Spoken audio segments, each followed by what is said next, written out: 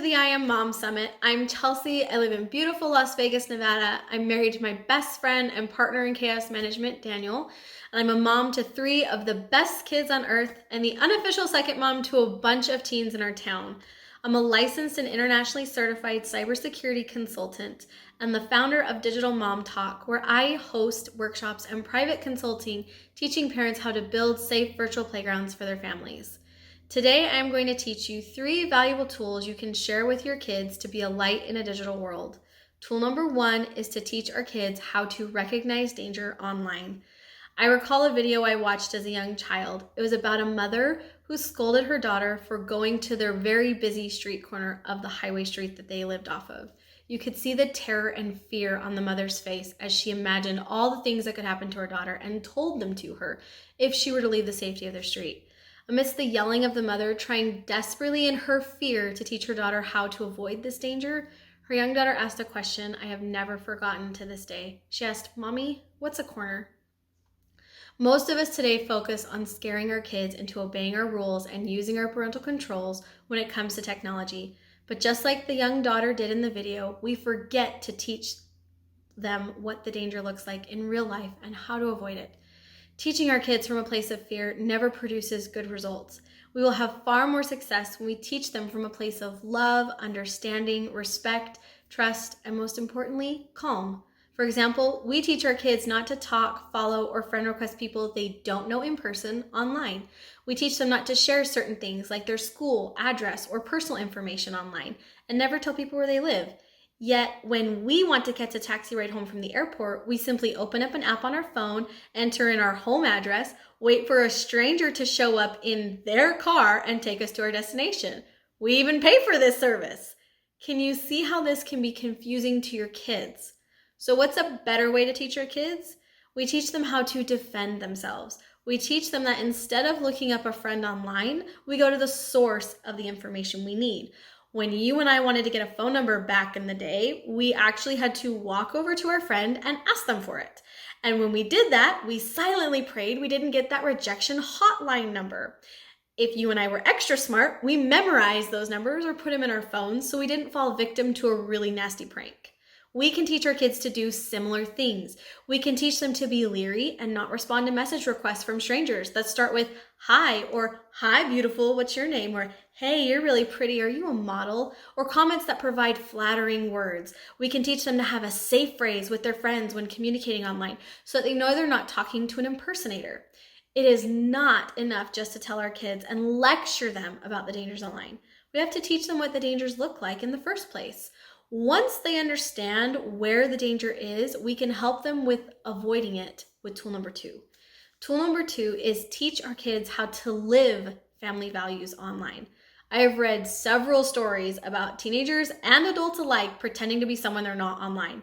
One such story talked about a young man of dating age posting a photo of his much older brother as his dating profile picture. The girls that he tried to date from that app were always disappointed when it was him who showed up instead of his brother.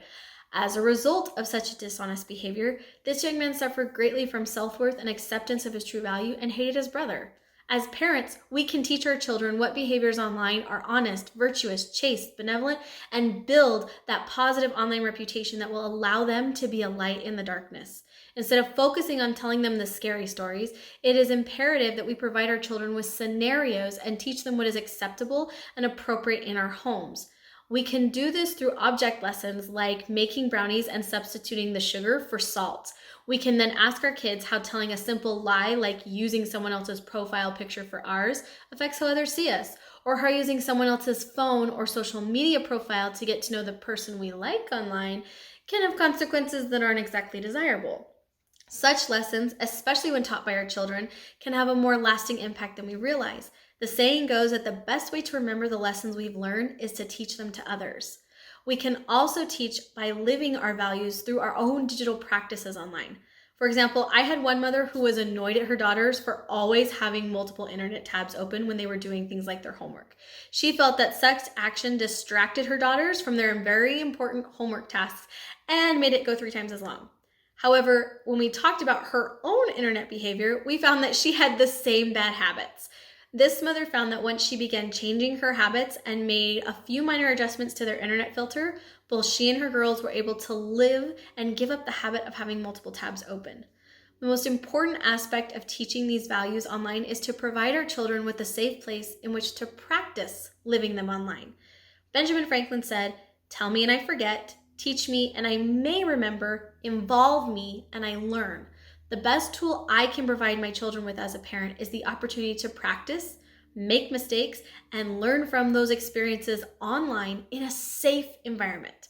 Tool number 3 is to create a training wheel process to practice on. We didn't learn to ride our bike overnight and without falling down. We started with a stable bike option, like a bike with training wheels, and mastered that. Then we moved on to taking the extra wheels off and learning to ride on our own. Most of us had a parent or loved one who held the bike and ran beside us as we took those first few rides. Our parents caught us when we felt, and we were there to comfort us when we fell. We should strive to provide our children with the same opportunity with technology and internet use. How do we do this? It goes beyond putting parental controls on and hoping for the best.